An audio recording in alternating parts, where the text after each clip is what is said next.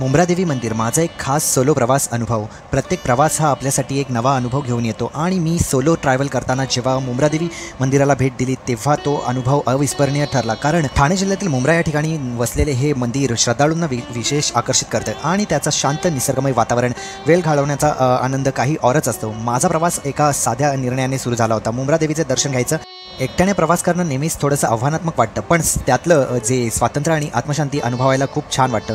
मंदिराकडे जाणारा रस्ता डोंगरमाथ्यावरचा आहे, त्यामुळे चढण्याचा अनुभव खूप वेगळाच आणि रोमांचक होता। सुरुवातीला वाटलं की हा चढ कदाचित कठीण होईल, पण प्रत्येक पावलोपावली जो निसर्गाचा सुंदर अनुभव जो मिळाला, मध्येच थांबून शुद्ध हवेत श्वास घेताना आसपास दिसणारे हिरवेगार डोंगर, खाली पसरलेला शहराचा जो नजारा आणि पक्ष्यांचा मधुर किलबिलाट, त्यामुळे मला थकवा जाणवला नाही। एकट्याने प्रवास करताना आपल्याला खूप वेळ स्वतःसाठी मिळतो आणि मी तिथल्या शांततेत स्वतःशी संवाद साधला। वाटेत मला खूप भक्त भेटले आणि त्यांच्यासोबत मंदिराचा इतिहास आणि देवीची महती ऐकायला मिळाली। वाटेत चालत असताना मध्येच मंदिरंसुद्धा लागतात, तिथे मारुतीचं मंदिर आणि देवीचं मंदिरसुद्धा आहे, तर तुम्ही पाहू शकता। डोंगरावर चढतानाचा जो अनुभव आहे माझा, तो खरंच खूप आनंददायी होता। मध्ये मध्ये खूप सारे भक्त मिळायचे, त्यांच्यासोबत गप्पागोष्टी करत माझा वेळ निघून जायचा। तर थोडा वेळ मी विचार केला की थोडा वेळ बसावं आणि तिथे जेवण करून घ्यावं आणि थोडेफार मी स्नॅक्स आणले होते, तर ते खाऊन मी माझा पुढचा प्रवास चालू करणार होतो। तर मी माझी बॅग ओपन करून मग थोडा पाणी पिलो आणि मध्ये मध्ये थांबा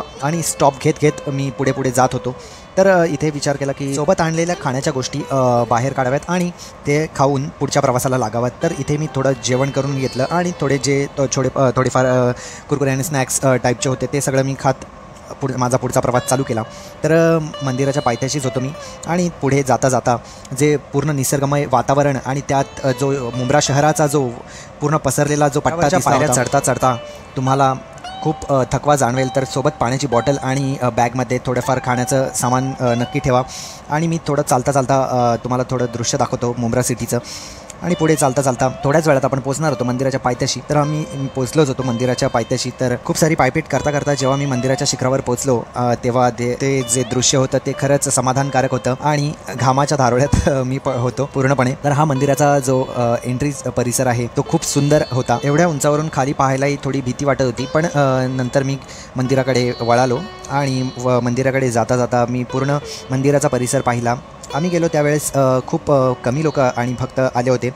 तर ही आहे मुंब्रा सिटी आणि दिवासुद्धा इथून दिसतो आणि नद्यांचा संगमसुद्धा दिसतो। देसाई खाडी आणि उल्हास नदीचा जो संगम आहे तो इथे बनतो। मंदिर थोडा वेळ बंद होतं, पण ते नंतर चालू झालं व तेव्हा आम्ही दर्शनसुद्धा घेतलं। खूप चांगल्या प्रकारे असं दर्शन झालं आणि इथून जो निसर्गाचा आणि आधुनिक युगातल्या गगनचुंबी इमारतींचा जो संगम तुम्हाला दिसत असेल। आणि थोड्याच वेळात जेव्हा मी मंदिराच्या बाहेर आलो, दर्शन घेऊन परतताना मन खूप हलकं वाटत होतं आणि हा प्रवास मला काही शिकवून गेला।